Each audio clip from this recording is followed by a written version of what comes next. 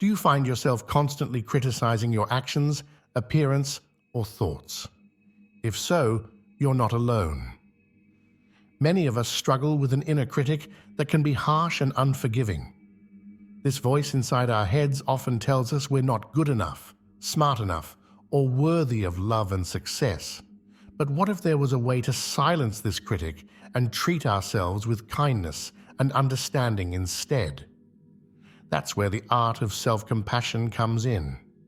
Self-compassion is a powerful tool that can help us heal our relationship with ourselves and lead happier, more fulfilling lives. It's about treating ourselves with the same kindness and care we would offer a good friend. But for many of us, this concept feels foreign or even uncomfortable. We've been taught that being hard on ourselves is the key to success, or that self-criticism keeps us motivated. However, research shows that the opposite is true. In this video, we'll explore the art of self-compassion and how it can help us heal our inner critic. We'll dive deep into what self-compassion really means, why it's so important for our mental health, and how we can start practicing it in our daily lives. Let's start by understanding what the inner critic is and how it affects us. The inner critic is that voice in our head that constantly judges and evaluates our actions, often in a negative light. It's the part of us that points out our flaws, reminds us of our past mistakes, and tells us we're not measuring up to some impossible standard. This critic can be relentless, affecting our self-esteem, relationships, and overall well-being. The inner critic often develops as a protective mechanism. It might have started as a way to keep us safe or to push us to improve. But over time, it can become overly harsh and counterproductive. Common patterns of negative self-talk include self-doubt, perfectionism, and comparison to others. These thoughts can be so automatic that we don't even realize how often we're putting ourselves down.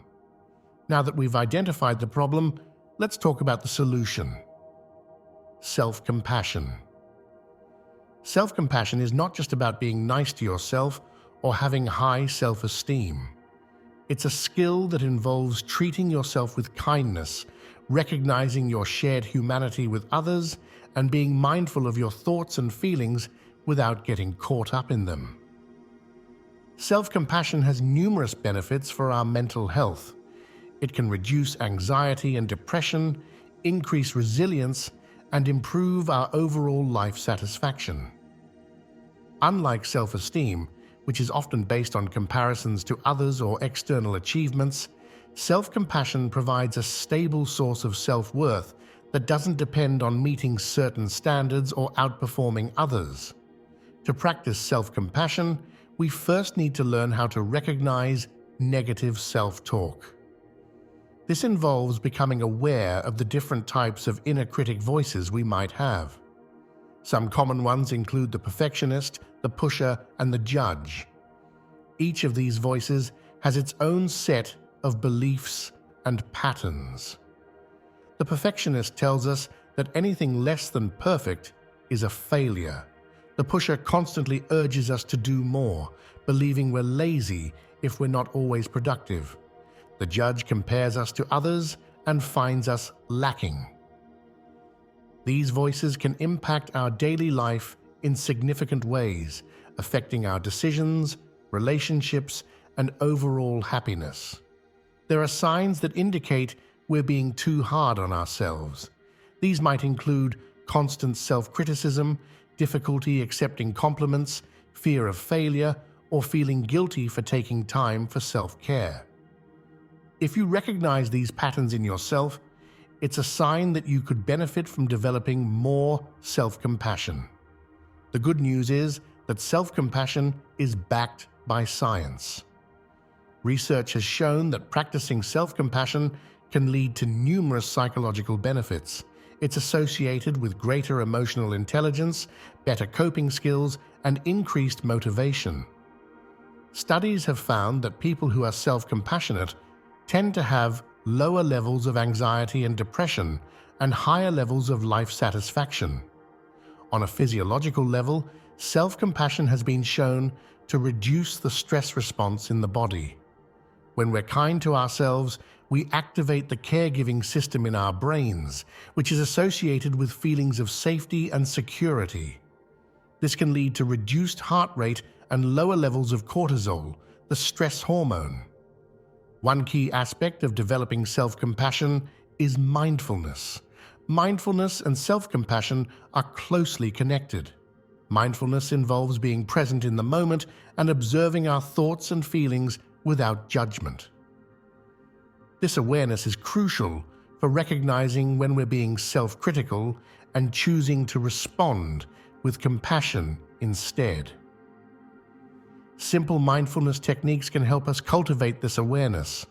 One practice is to take a few minutes each day to sit quietly and focus on your breath.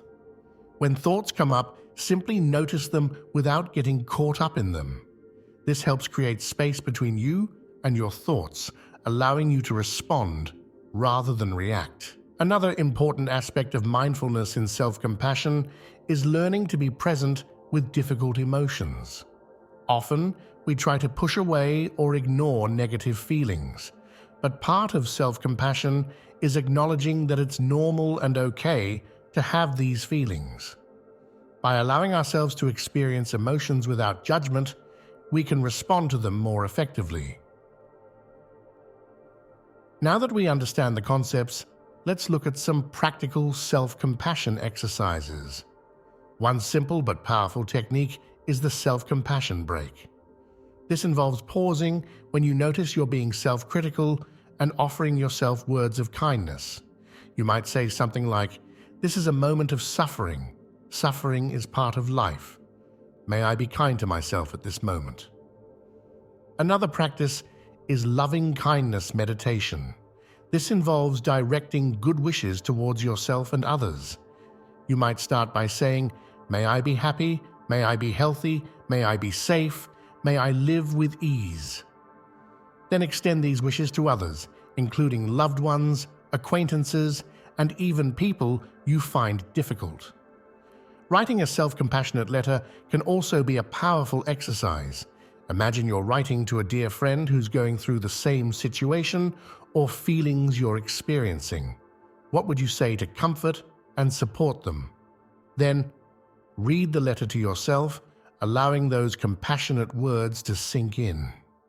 As you start practicing self-compassion, you might encounter some obstacles. It's common to have fears or misconceptions about self-compassion. Some people worry that being kind to themselves will make them weak or complacent. Others fear that they don't deserve compassion. It's important to recognize these thoughts as part of the inner critic and challenge them with self-compassionate responses. Guilt and shame can be particularly difficult emotions to address with self-compassion. We often feel that we deserve to feel bad about our mistakes or perceived shortcomings. However, beating ourselves up doesn't lead to positive change.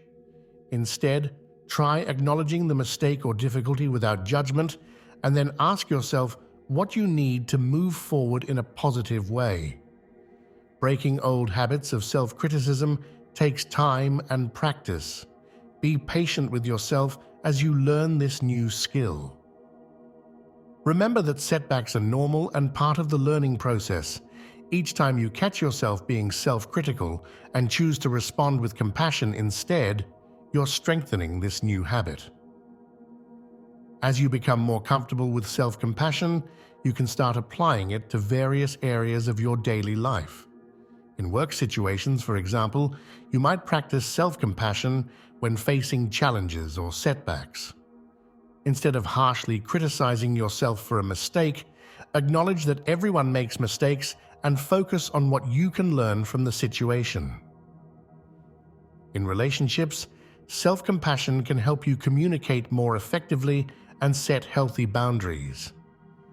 When you're kind to yourself, you're less likely to seek validation from others in unhealthy ways. You're also better able to forgive yourself and others, leading to more harmonious relationships. When it comes to personal goals, self-compassion can actually increase your motivation and resilience.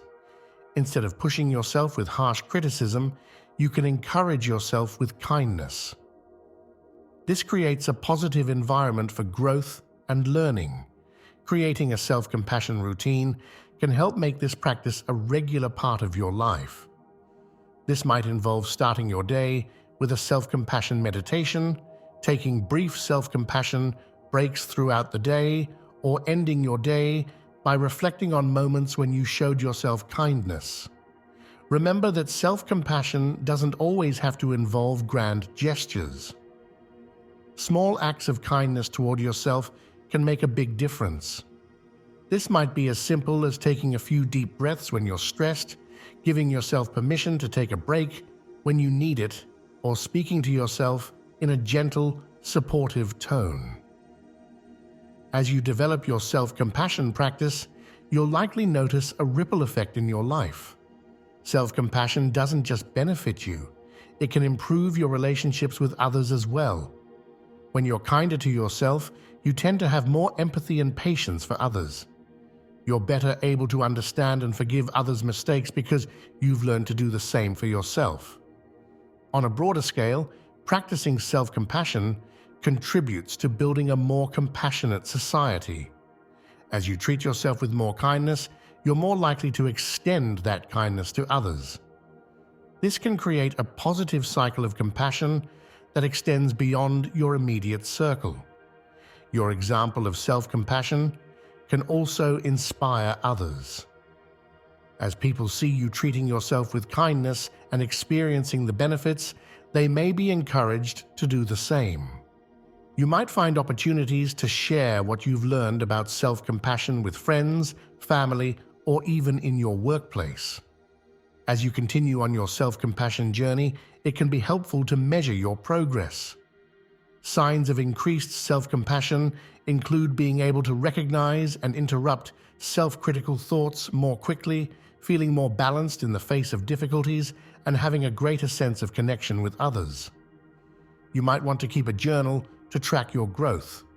Note instances where you practiced self-compassion, how it made you feel, and any changes you notice in your thoughts or behaviors over time.